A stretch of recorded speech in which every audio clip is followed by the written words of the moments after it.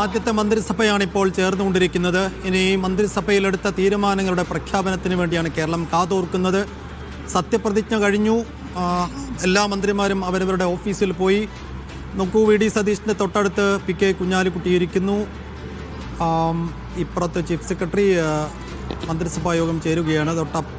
കുഞ്ഞാലിക്കുട്ടിയോട് ചേർന്ന് മറ്റു മന്ത്രിമാരുടെ എല്ലാം കെ തുളസി ഇരിക്കുന്നു തൊട്ടപ്പുറത്ത്. അങ്ങനെ ആ ഓർഡറും ക്രമവും ഒക്കെ നമുക്ക് കാണാവുന്നതേ ഉള്ളൂ. എന്തായാലും ടീം വി ഡി എസിൻ്റെ യാത്ര തുടങ്ങുകയാണ്. വി ഡി സതീശൻ സർക്കാർ ആണ് ഇനി കേരളത്തിൽ അടുത്ത 5 വർഷക്കാലം അധികാരത്തിലിരിക്കുന്നത്. ഇതേ മന്ത്രിസഭയുടെ ദൃശ്യങ്ങൾ കഴിഞ്ഞ 10 വർഷക്കാലം പ്രധാന ചെയറിൽ പിണറായി ഇരിക്കുന്ന ദൃശ്യങ്ങളാണ് നമ്മൾ കണ്ടതെങ്കിൽ ഇനിയുള്ള 5 വർഷക്കാലം അവിടെ വി ഡി സതീശനാണ് ഇരിക്കുന്നത്. മൊത്തം മന്ത്രിമാരിൽ 16 പേരും പുതുമുഖങ്ങളാണ്. അനുഭവ സമ്പത്തും പുതുമുഖങ്ങളും എല്ലാം കൂടി സമന്വയിപ്പിച്ചുകൊണ്ടുള്ള ഒരു മികച്ച സർക്കാരായിരിക്കും ഞങ്ങളുടേത് എന്ന് നേരത്തെ വി ഡി സതീശനും മറ്റു നേതാക്കളുമൊക്കെ പറയുന്നത് കേട്ടിരുന്നു. അതിൽ അനുഭവ സമ്പത്തുള്ള രമേശ് ചെന്നിത്തലയുണ്ട്. നേരത്തെ മന്ത്രിമാരായ Shibu baby John, A P Anilkumar, ഒപ്പം പി കെ കുഞ്ഞാലിക്കുട്ടി, UDF മന്ത്രിസഭയിൽ രണ്ടാമനായ പി കെ കുഞ്ഞാലിക്കുട്ടി അടക്കം അനുഭവ സമ്പത്തുള്ള 5 പേരുണ്ട്. പിന്നെ പുതുമുഖങ്ങളായ 16 പേർ. അതിൽ തന്നെ വിസ്മയമായി കടന്നു വന്ന OJ ജനീഷ്, ഏറ്റവും പ്രായം കുറഞ്ഞ 36 വയസ്സ് മാത്രം പ്രായമുള്ള യൂത്ത് കോൺഗ്രസിൻ്റെ സംസ്ഥാന അധ്യക്ഷൻ OJ ജനീഷ്, 2 വനിതകൾ ബിന്ദു കൃഷ്ണയും ഒപ്പം കെ തുളസിയും, അങ്ങനെ 2 വനിതകൾ, യൂത്ത് കോൺഗ്രസിൽ നിന്നൊരാൾ, അങ്ങനെ 16 പുതുമുഖങ്ങൾ. SC കമ്മ്യൂണിറ്റിയിൽ നിന്ന് 2 പേരെ ഇക്കുറി മന്ത്രിസഭയിൽ എടുത്തിട്ടുണ്ട് എന്നുള്ളതും ഏറ്റവും പ്രധാനപ്പെട്ട കാര്യമാണ്. അങ്ങനെ മന്ത്രിസഭ അധികാരമേൽക്കുകയാണ്.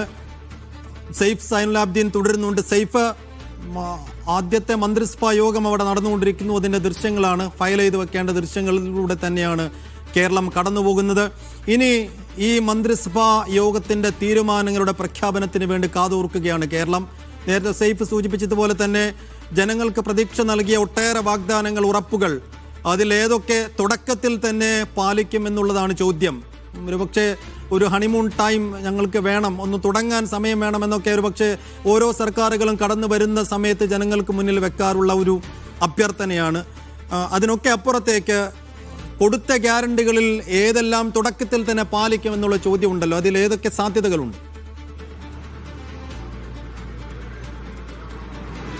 അതിൽ ആദ്യ സാധ്യതയായി നമ്മൾ കണക്കാക്കാൻ കഴിയുന്നത്, നമുക്ക് അറിയാൻ കഴിയുന്നത്, അല്ലെങ്കിൽ ലഭിക്കുന്ന വിവരമനുസരിച്ച് അത് KSRTCയിൽ സ്ത്രീകൾക്കുള്ള സൗജന്യ യാത്ര.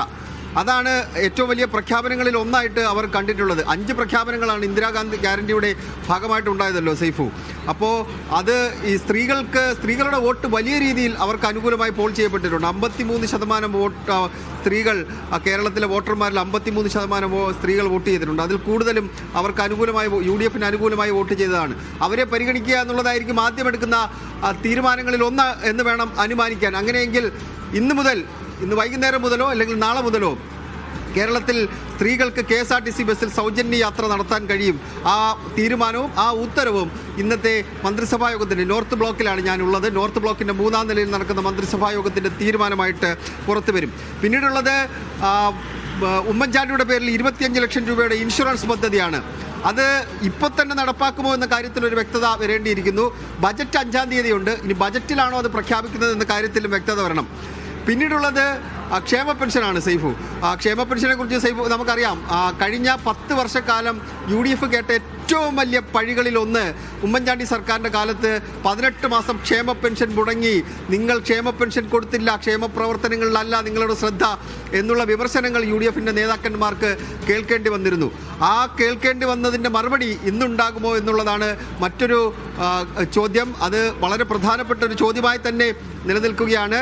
ക്ഷേമ പെൻഷൻ 100 രൂപയെങ്കിലും വർദ്ധിപ്പിക്കാനുള്ള തീരുമാനം വി ഡി സതീശൻ സർക്കാരിൻ്റെ ആദ്യ മന്ത്രിസഭാ യോഗത്തിൽ ഉണ്ടാകുമോ എന്നുള്ളത് നമ്മൾ നോക്കി കാണുന്നുണ്ട്. അത് ചിലപ്പോഴുണ്ടായേക്കാം, അല്ലെങ്കിൽ അത് ബജറ്റിലായിരിക്കും പ്രഖ്യാപിക്കുക. കാരണം കേരളത്തിൻ്റെ ധനസ്ഥിതി എങ്ങനെയാണ് ഉള്ളത് എന്നത് സംബന്ധിച്ച് അവർക്ക് പഠിക്കണമോ വേണ്ടിയോ നമുക്കറിയില്ലല്ലോ. അദ്ദേഹം തന്നെയാണ് ധനമന്ത്രി, മുഖ്യമന്ത്രി തന്നെയാണ് ധനമന്ത്രി. അദ്ദേഹം ഇനി അത് പരിശോധിച്ചിട്ട് നമുക്ക് പ്രഖ്യാപിക്കാം എന്നുള്ള ആലോചനയാണോ നടത്തുന്നത് എന്നറിയില്ല. എന്തായാലും ആ പ്രഖ്യാപനം ഉണ്ടാകുമോ എന്ന് ഏവരും ഉറ്റുനോക്കുന്നത്. 5 ഗ്യാരണ്ടികളിൽ 2 ഗ്യാരണ്ടിയെങ്കിലും ഇന്നത്തെ മന്ത്രിസഭാ യോഗത്തിൻ്റെ പരിഗണനയിലേക്ക് വരികയും അത് നടപ്പാക്കുകയും ചെയ്യും എന്നുള്ള വിവരം തന്നെയാണ് ലഭിക്കുന്നത്. മന്ത്രിസഭാ യോഗം കഴിഞ്ഞാൽ ഉടൻ തന്നെ നമുക്കത് ജനങ്ങളെ അറിയിക്കാൻ കഴിയുകയും ചെയ്യും. അതിനകത്ത് വലിയ കാലതാമസം ഉണ്ടാകില്ല. സൈഫു, എന്തായാലും ആദ്യ മന്ത്രിസഭാ യോഗം ചേരുന്നുണ്ട്. സൈഫു പറഞ്ഞ പോലെ 5 വർഷം നമുക്ക് ഉപയോഗിക്കാനുള്ള ദൃശ്യങ്ങൾ അതാണ് നമ്മളിപ്പോൾ കണ്ടുകൊണ്ടിരിക്കുന്നത്. യെസ്, നിശ്ചയമായും ഇപ്പോൾ ഏത് ഗ്യാരണ്ടി ആദ്യം നടപ്പാക്കി തുടങ്ങുമെന്നുള്ളതാണ് ചോദ്യം. അതാണ് ഏറ്റവും പ്രധാനപ്പെട്ട ആകാംക്ഷയും. ഒരുപക്ഷെ ഇപ്പോൾ തന്നെ അത്തരം പ്രഖ്യാപനങ്ങളിലേക്ക് കടക്കുമോ അതോ ആദ്യത്തെ ബജറ്റിലായിരിക്കുമോ ഉണ്ടാവുക എന്നറിയില്ല.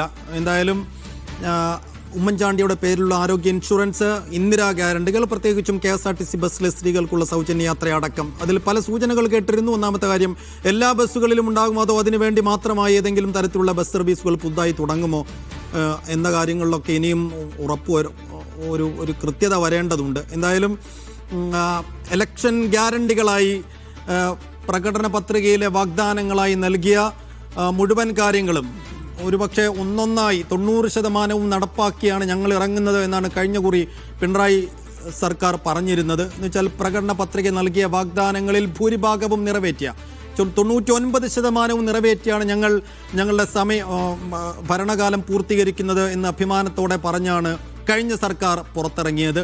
അപ്പോൾ സ്വാഭാവികമായും അതൊരു വെല്ലുവിളിയായി VD സതീശൻ സർക്കാരിന് മുന്നിലുണ്ട്. പ്രകടന പത്രികയിലെ വാഗ്ദാനങ്ങൾക്കപ്പുറത്തേക്ക് നൽകിയ ഇന്ദിരാ ഗ്യാരണ്ടികൾ ഉൾപ്പെടെയുള്ള ഉറപ്പുകൾ അതിൽ ഏതൊക്കെ തുടക്കത്തിൽ തന്നെ പാലിക്കാൻ കഴിയും എന്ന ചോദ്യങ്ങൾക്കുള്ള ഉത്തരമാണ് ഇപ്പോൾ കേരളം തേടുന്നത്. അതിന് തുടക്കത്തിൽ തന്നെ ഏത് തരത്തിലുള്ള പ്രഖ്യാപനങ്ങൾ ഉണ്ടാകുമെന്നുള്ളതാണ് ചോദ്യം. ആദ്യത്തെ മന്ത്രിസഭാ യോഗം ചേർന്നുകൊണ്ടിരിക്കുകയാണ്. മുഴുവൻ മന്ത്രിമാരും നിലവിൽ മന്ത്രിസഭാ യോഗത്തിൽ ഉണ്ട് എന്നാണ് നമ്മൾ മനസ്സിലാക്കുന്നത്. മുഖ്യമന്ത്രിക്കൊപ്പം ജയതിലക് IAS ചീഫ് സെക്രട്ടറി കൂടെയുണ്ട്, PK കുഞ്ഞാലിക്കുട്ടിയുണ്ട്. അങ്ങനെ എല്ലാ ഘടകകക്ഷികളുടെ അടക്കം മുഴുവൻ മന്ത്രിമാരും പങ്കെടുക്കുന്ന മന്ത്രിസഭാ യോഗം, ആദ്യത്തെ മന്ത്രിസഭാ യോഗം ചേരുകയാണ്. ഇനി എല്ലാവരും ഉറ്റുനോക്കുന്ന കാര്യം ഈ പറഞ്ഞതുപോലെ തന്നെ പ്രഖ്യാപനങ്ങൾക്ക് വേണ്ടിയാണ്. നേരത്തെ സത്യപ്രതിജ്ഞ കഴിഞ്ഞ് ഓരോ മന്ത്രിമാരും അവരവരുടെ ഓഫീസുകളിലെത്തി ചുമതല ഏറ്റെടുത്തു. ആദ്യത്തെ കയ്യൊപ്പുകൾ ചാർത്തി. അതിനുശേഷം ആദ്യത്തെ മന്ത്രിസഭാ യോഗം. അതിനകത്ത് VD സതീശനെ കാണാം. അദ്ദേഹം മന്ത്രിസഭാ യോഗത്തിലെ അദ്ദേഹത്തിൻ്റെ കയ്യൊപ്പുകൾ ചാർത്തുന്ന ദൃശ്യങ്ങളിലേക്കൊക്കെയാണ് നമ്മൾ കാണുന്നത്.